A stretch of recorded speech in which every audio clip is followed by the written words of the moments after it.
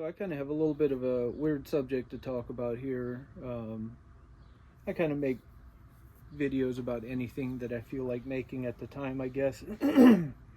Some of them are woodworking related, and some of them are kind of hobby farm type stuff. I actually still need to finish kind of do an update or review on my little hoop shelter that I built back there for my calves. And yeah, so I mean, this time though, I kind of had something happen this last week. This type of thing has happened to me before, and I'm not 100% sure why. It keeps happening to me. I'm not sitting here like, why does this keep happening to me? I don't, not nothing like that. No like pity party type thing. Just it just makes me think about it, because I don't think that a lot of people run across this type of stuff this much in their life, like the average person I don't think does, but maybe I'm wrong. So I was on my way home from work the other day, this last week. I think it was like Wednesday or Thursday. I was just, bopping along in the truck, and beautiful day out, and looking around, taking in the scenery and stuff. And I drive past this house that I drive past, almost on a daily basis, because it's my route home. And I was, didn't really think much of it. I kind of look over in the yard there, and I see this old man on his knees beside some bushes, and kind of see this thing in the grass next to him. And I look, and I just kind of look over at the road again. I was like, was that a body laying in the ground? Like, was that somebody laying in the ground, in the grass next to him? Like, and I just I just couldn't shake it. I mean, you kind of want to just tell yourself like, oh no, that's not what it is, and you could just kind of easily keep driving. But I slammed on the brakes, and I put it in reverse, and I went past the house by a good 100 feet or so by the time I could get stopped. And as I'm going back, I'm looking back, and I look over, and I definitely see him down there in the grass, kind of leaned over and stuff. And I back up by the driveway. I could see there's somebody laying there. And I pull into the driveway, and he gets his phone up, and he's talking to 911. I didn't, I was assuming that's what was going on at the time too. And I pull into the driveway, and and he's an elderly man, probably in his 80s. And so I kind of trot over, into the yard where they are, kind of come around him, and he's so taken by this person laying in the grass by him that he doesn't even notice me coming up. And I'm like, do you guys need help? And which was kind of obvious, but you don't know what to say, right? And and he finally was like, what? Because he didn't know I was there. And I was like, do you need help? And he was like, yeah. And he was there, trying to talk to 911, and he couldn't really get this lady rolled over, because when I came up, I noticed that it was a lady laying in the grass. And she was elderly, because she kind of had, one of those kerchiefs over her head, and had these really thick, actually almost like sock looking type things over her hands. There was a walker type of cane, that cane that comes down to the little four legs at the bottom, that was tipped over there. And her hands were down by her side, but she was face first down in the grass. And I was like, oh, this isn't good. And I kind of, figured I kind of knew what the deal was, but and I said, so what, like, what's wrong? What do we need to do? And he said he doesn't know what's wrong. He just came home and found her like that. So he wasn't even there when it happened. And so he was like, well, let's get her rolled over. He couldn't do that on his own, because as I said, he's in his 80s as well. So I roll her over onto her back. And, some of this, I mean, this is just realistic, I mean, we don't like to hear about this type of stuff, don't like to talk about it, and we kind of whitewash our society, but this is just reality. Um, she, had already had blue lips, and she had a bunch of bruising on her forehead and bruising like really bad under her left eye, and she had wearing glasses, and the bridge of the glasses had cut her nose, so she had bled down into the grass. It wasn't a lot, just a small puddle. And she had been that way long enough that her nose was smashed and kind of off to the side, and it just stayed that way. And obviously her mouth was open and stuff, so obviously, I mean, as soon as I saw, I knew she was dead. She wasn't alive anymore. And this is the part where it's, to me, I'm just kind of sitting there and I'm going, like, again, like, really? Because I mean, for one thing, and I don't want to go into this, I don't want to make it sound like I've been through World War II or anything. It wasn't like that, but I was in the military and I deployed. So obviously I've seen some things that are not pleasant, in that regard overseas. And,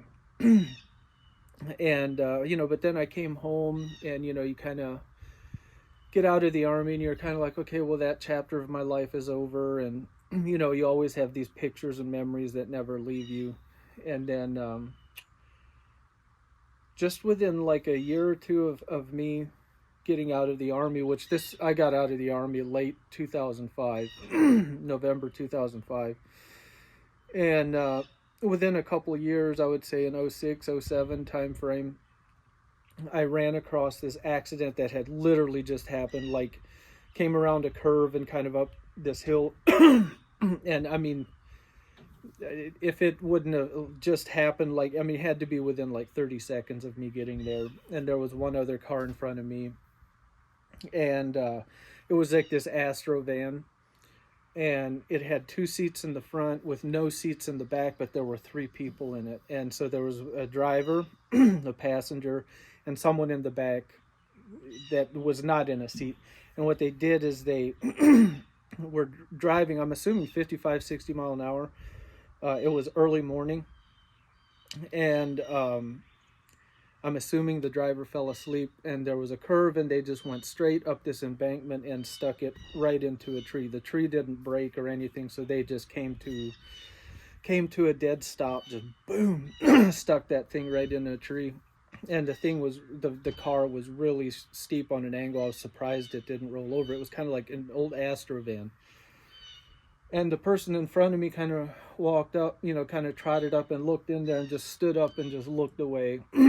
Got on his phone and just kind of called 911. I came over and I looked in there, and the people are still alive. And the guy in the back is just kind of rolling and moaning, and his blood, coming out of his nose, and he's all bruised up. And the driver doesn't have any like whole teeth left in her mouth. They were all broken or completely gone. Huge bump, on the top of on her head, from hitting the steering wheel. The passenger was in a similar way, because he like face planted into the dash, because they weren't even wearing seat belts, and so it was all busted up, and they were crying, and like, I mean, they were probably in their 20s, maybe even upper 20s, and like, help us please, you gotta help us out of here.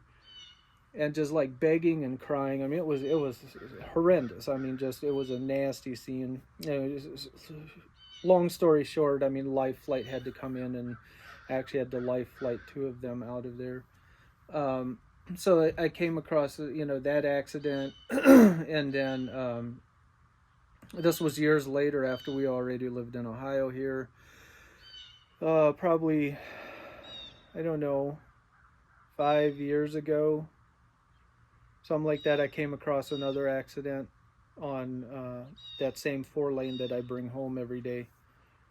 And we lived at a different place at the time, but still, it's a main artery, I guess, a road going through this area. and where a man T-boned a lady. And I mean, this is a 4-lane highway, so I mean at high speeds, obviously. And go over, the man is there by his truck, and he's kind of dazed and everything. And at the time, I didn't notice, but he kind of had a bump right here in the middle of his forehead. And so I run over and I asked, over to the lady, like, are you okay? Like, are you fine? And she's like, she's crying and she's shook up. She didn't even really know what to say, but she was just kind of like, yeah, she thinks she's all right.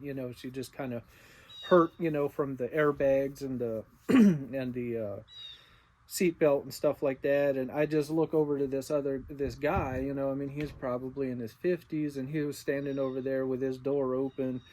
His truck had spun facing traffic again, and he was just there smoking a cigarette.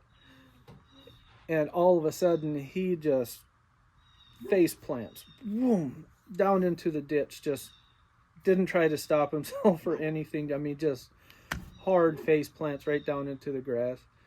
And I'm like, oh my goodness, like what in the world, So I run over there, and his face turned to the side, his eyes go open, and he stops breathing. And I was just like, oh no, like this dude's dying. And I'm down, I'm kind of down there. I'm like, okay, so what do I need to do? Or do I need to do CPR on this guy?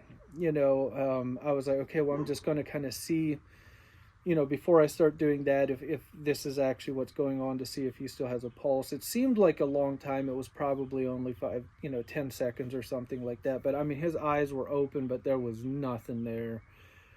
And he just kind of, was just laying there, mouth open, and you could just kind of see that he was either really, really unconscious or he died, And I go and I did I was like, and you think about this, you don't think that you would think about something like this in that situation, but you're just like, man, am I gonna have to blow in this dude's mouth, so I obviously had combat lifesaver courses and classes in the military, just very quick, but they do teach you like CPR and stuff like that. And you kind of feel bad about it, because you're like, you would think that in that situation where somebody's dying, that you would really not think about it, where it would just be your instincts would just kick in. But that you do. I mean, you think about that, you're like, man, am I gonna? And he's this grizzly dude, like he's not like cleaned up, or anything like that. and but I kind of got him on his back, and getting ready to do CPR. And I don't know if I got like one chest compression in or not. I don't know.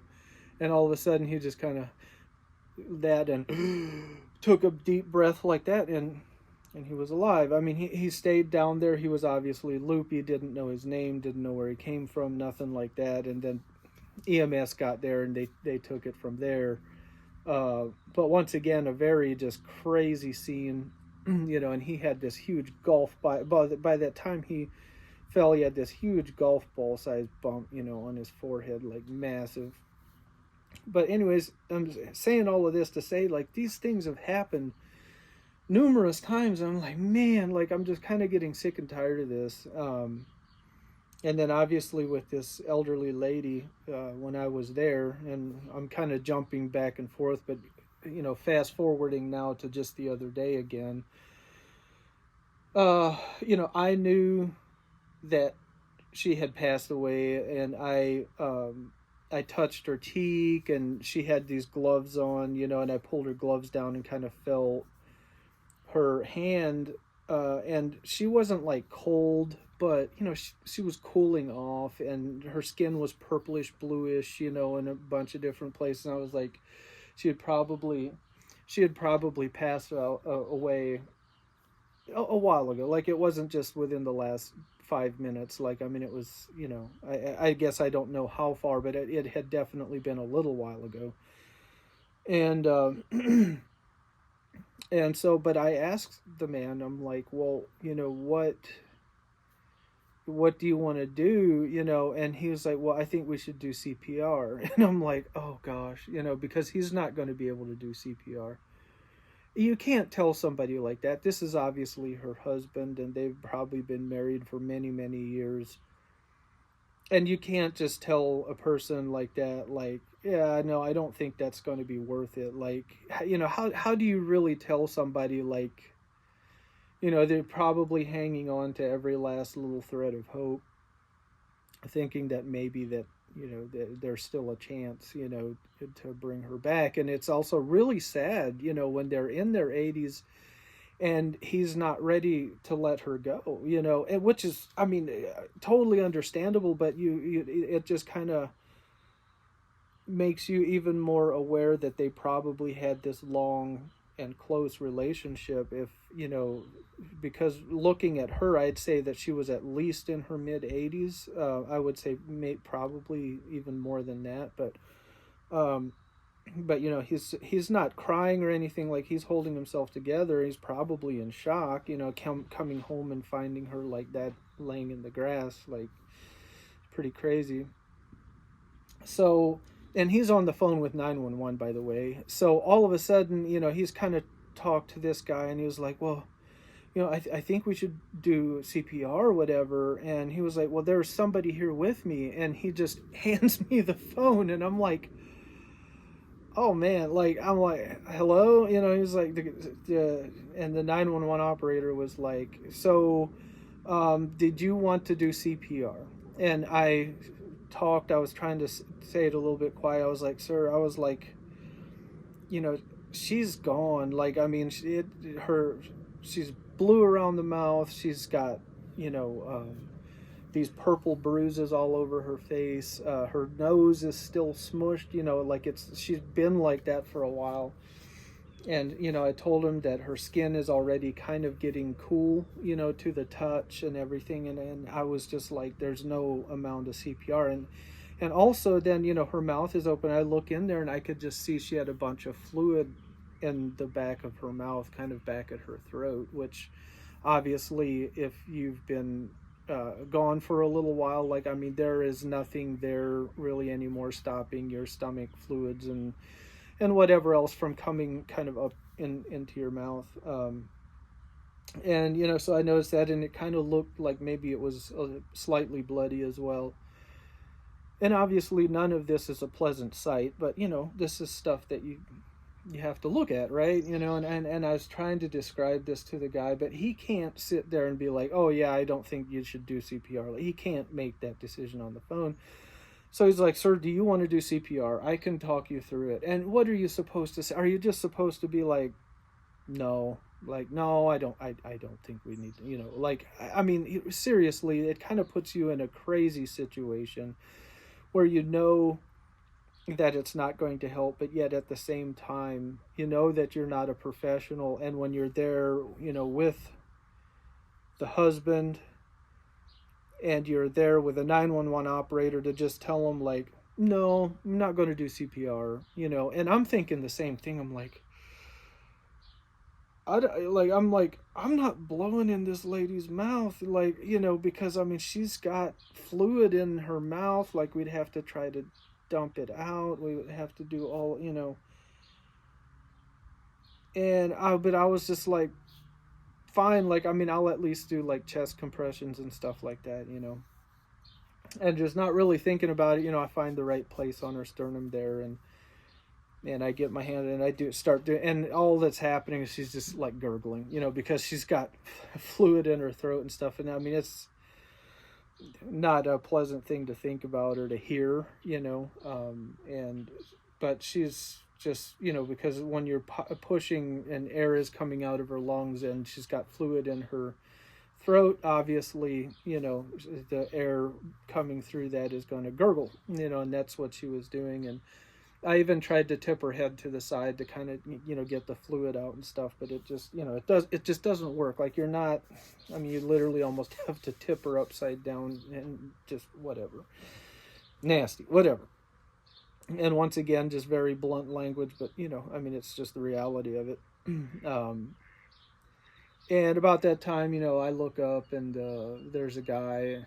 I live in the middle of Amish country, and we have a lot of Amish people in our volunteer fire department. Believe it or not, we actually have, I would say, at least 50% of them are probably Amish.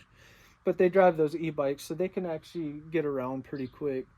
And so I look up, and there's a Amish guy coming, and I see he's got a radio in his hand. I'm like, okay, it's probably part of the fire department. And he got there quick. Like, I'm talking about, I was only there for maybe 5 minutes or so before the fire department, before he showed up. And then it was only another maybe 2 minutes before an ambulance got there. Like, our volunteer fire department is actually really good. Like, they're very responsive. They're a volunteer fire department that they train really hard, and they have a lot of people that are willing to respond. So they did really good there. And so anyways, once again, they kind of show up, and I just kind of back off to the side, and he kind of asks, are you related? Did you see it happen? Like, and so I answered some questions like that, and a couple other people showed up, like a neighbor kind of wanting to know, well, oh my goodness, is everything all right? But I'm boxed in to the driveway because the ambulance is right behind my truck and all that kind of stuff. And another volunteer firefighter, his pickup was behind mine as well. They were kind of crisscrossed in there and stuff. So I had to stay there.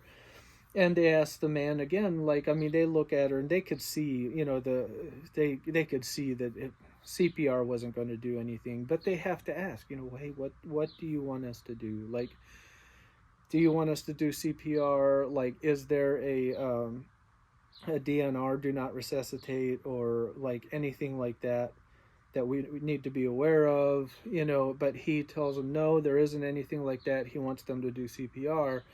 And they ask him this like 2 or 3 times, like, to make sure, because once they start, they can't just stop all willy-nilly. Like, an actual person who's qualified to make the call, to say, hey, we can stop doing this, actually needs to be there to do that. Anyways, all of these things are going on, and, then I leave. But I kind of go through all of this story to then, just kind of, in the days after that, you just really, there's a lot of things that you think about. I was never like really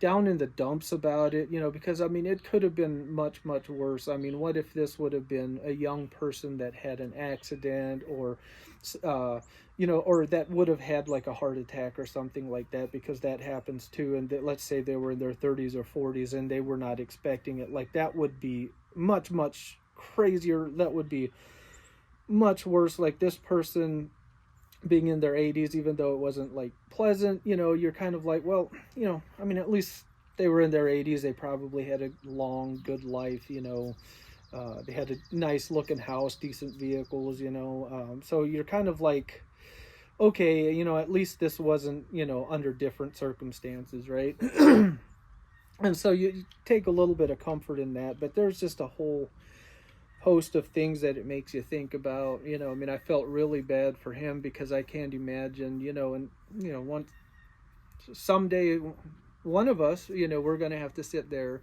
If you have a partner, married or whatever, one of you is going to have to sit there and think back on all the long memories and the long years that you've been together, because one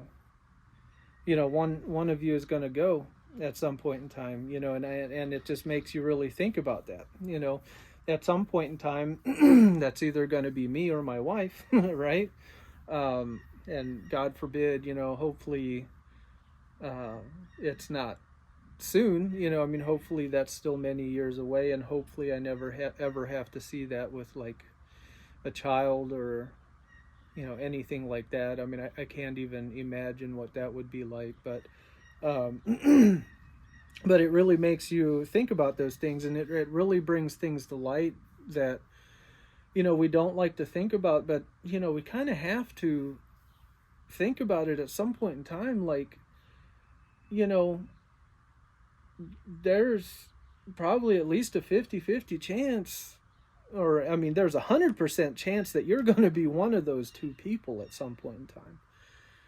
And I'm not saying this religiously, like, make sure you got your things right, because I'm not like that. I'm not into religion in that way.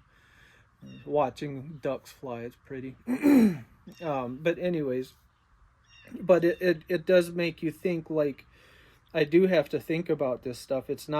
They're not pleasant thoughts. They're not, anything that any of us want to think about, but we have to at some point in time. Um, and, I think that we here, in our Western culture, kind of live in this White Castle, so to speak, this ivory castle. Uh, I guess some people say ivory tower. Maybe that's the right terminology.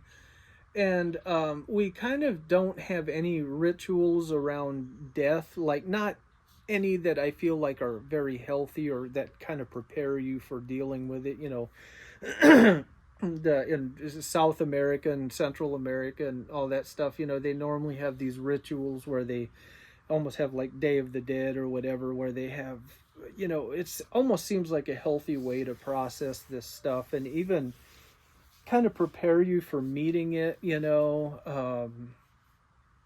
and obviously it doesn't take away the sadness or the sorrow or anything, but I just kind of feel like we don't have any practices and we try to avoid it as long as we can. And then I think if something like that happens, we're just completely kind of unprepared for it. And like I said, I had I had been acquainted with seeing some very unpleasant things before this, seeing some traumatic things. I've almost died a couple times in my life already, including a really bad car accident when I was just a kid, which is another thing. I mean, cars are a necessity, and I love driving around and enjoying the scenery and the view. But my goodness, like just with all the car accidents that I've seen and bad ones, it's just kind of like, oh my goodness, like can't we figure something better out? Because it's almost not worth it, and it scares me to think of my kids going out there and driving and just. I mean, cars are dangerous, but yet we strap into those suckers every day, and hopefully at some point in time, I get to talk to my grandkids or something, be like, yeah, man, I mean, we used to just jump in them suckers and we had full control of these things. I mean, if you ran off the road, I mean, you could run into another, and hopefully, hopefully it's something that by that time they kind of get figured out where they're not, at least not as dangerous as they are now. Um, but it is kind of crazy if you really think about it. But anyways, but yeah, that whole thing, there's so many different emotions and stuff that go into that, and that you think about. It makes you really think about your own life and the life of your spouse and your children, and and you can't ever fully be prepared for it. You can't, we always say these cliche things and kind of tell people, oh, you'd better go home and hug your family tonight because this is, but honestly, I mean, if you don't really go through it, it's not like you can even really grasp it properly, I guess you could say. I mean, if you obviously witness something like that firsthand, it really does make you think about it a lot, and it does hit you differently than if you just hear somebody talking about it. But it's just crazy stuff, what we think about. Oh, dogs. Got a young 7-month-old dog back there that loves barking at groundhogs and everything else. But yeah, so yeah, I had to go through all of that and deal with that over this past week. Now it hasn't even been a week yet, since all of that happened. I stopped back in there again a couple days later because I never got to actually really talk to the guy. Even I didn't even get his name. Never was able to give my sympathies or offer any type of comfort to him. Because everything just got so busy, and then I kind of had to leave to get out of the way of all the EMS workers and stuff, and obviously he wasn't sitting there like, oh hey man, what's your name, he's not going to be thinking like that, but I wanted to just make sure that he had somebody that he was able to that he had support And I think he did because he wasn't there when I stopped in, so I'm assuming he was probably with children or grandchildren or some form of a community,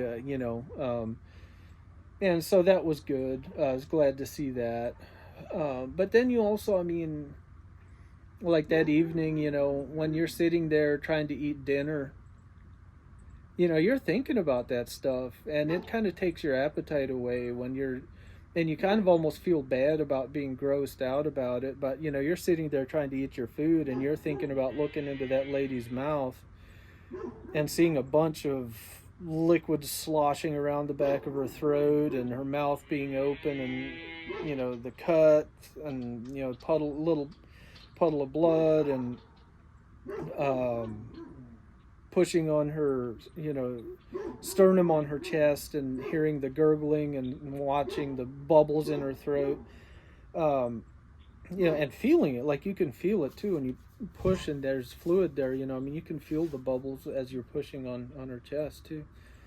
And you're sitting there, sometimes you almost have to, for a day or two afterwards, you almost have to keep yourself from gagging a little bit, and you feel bad about that because you're like, man, that poor lady, that shouldn't be grossed out about that. And you also feel bad for not wanting to do CPR because you're like, yeah, I knew she was dead, but should I have still been willing to do it more than what I was?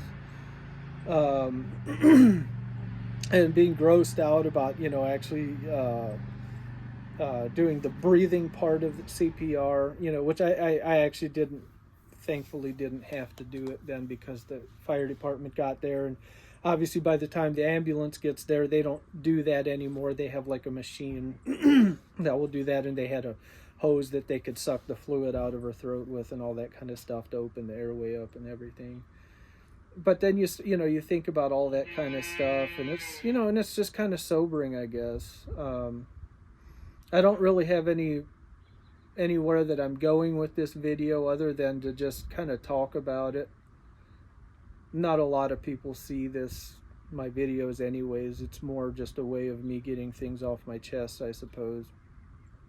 And yeah, I mean, it's I wouldn't necessarily say it's like something where it's, you're like super traumatic, where you're sitting there seeing something really gruesome. But it is definitely something very sobering, and it's something that makes you really think, um, and yeah, it just kind of makes you thankful for the life that you do have. But it also makes me kind of nostalgic in a way, because I mean, the way that it looked, I mean, it looked like she probably went out there and wanted to see her flowers, because she was kind of off the side of the house by her flower beds and by the bushes. And I mean, I'm assuming she probably had like a heart attack or something, and may have almost been dead by the time she hit the ground. I mean, with the cut that she had up there, and with the amount of blood that was down there, I would almost be led to think that her heart may not have even really been beating by the time she hit the ground, because there wasn't as much blood as it should have been, really. Um, but but nonetheless, it's still not pleasant. It still sucks, and your heart still goes out to that guy. But then it does. When I see my wife, the things she does around here. There's a little hill in the back of the pasture, and she goes back there with the dogs sometimes and sits up there and pets them and plays with them. And I sit here and I can see her back there, and it just makes me think that maybe you don't want to think this way, but maybe in another 40, 45 years, 50 years, whatever, I mean, hopefully it's as far as we can get, you know maybe I'll be thinking about those moments, now, of watching her do that, and it can almost break you up. It can almost put a frog in your throat just thinking about it, that someday maybe you will be thinking back on these memories now, things like this, um, and just having all those memories of, your partner and your children out here, and we used to sit here on the deck and, thinking about that type of stuff. And it you just can't help but think about it. And and it's really sad, but very nostalgic at the same time. And even though it's sad and it's hard to think about, I don't think it's bad to think about it. I think that we've put such a, I don't know, whitewash. We think about things in a whitewashed way, to where we almost don't allow ourselves to think about stuff like that because we think it's bad somehow to think that way. Because you don't, I mean, you don't necessarily want to think of somebody as being gone or dying or having those, thinking about having those memories. Like, it's just something that I think a lot of people in our society just don't really want to think about. Like, there's almost something taboo about it somehow, or dark or whatever. But I think it's something that we all need to think about. I think it kind of puts you more in the present moment, and it makes you cherish things more, and maybe makes you notice some of the moments a little bit more, than you would otherwise. So yeah, I think it's a healthy thing. I think, if you haven't thought about things like that, and I know it doesn't sound pleasant, and it's probably not something that you're chomping at the bit to do, but if you haven't thought about things like that before, maybe you should. Because at some point in time, you're going to have to deal with it, whether it's you or your partner. And obviously, eventually, you will have to deal with it personally. I would say hers probably had, assuming it was like a heart attack. I mean, even if it wasn't, if she just happened to fall, I don't think she would have been conscious very long. Maybe even knocked unconscious. If she, if she would have just like tripped and fell, she probably would have been knocked unconscious as she fell. And then, I know it's not pleasant to think about, like suffocating because of not being able to get up or anything like that, but just because of the position she was in, doesn't look like she was trying to get up or do anything. I mean, go outside and look at your flowers and then you're gone. I mean, it's honestly probably about the best way, somebody could go. It's not pleasant for everybody around, and it's not whitewashed with other people around. It's not romantic like movies, and they're not laying there all pretty like in the movies or anything. I mean, there was, some very nasty things and stuff that you have to see. But she didn't know. But anyways, just something to think about. I'm just going to kind of leave it there. I don't know what else to say. I don't know where to take it from there. I don't even know if this really means anything or not, but that's just what it is, I suppose. So anyways, I'll try to make a more lighthearted one about some stuff around here. Give it an update on that hoop shelter out back, and yeah, we'll go from there. Have a good one.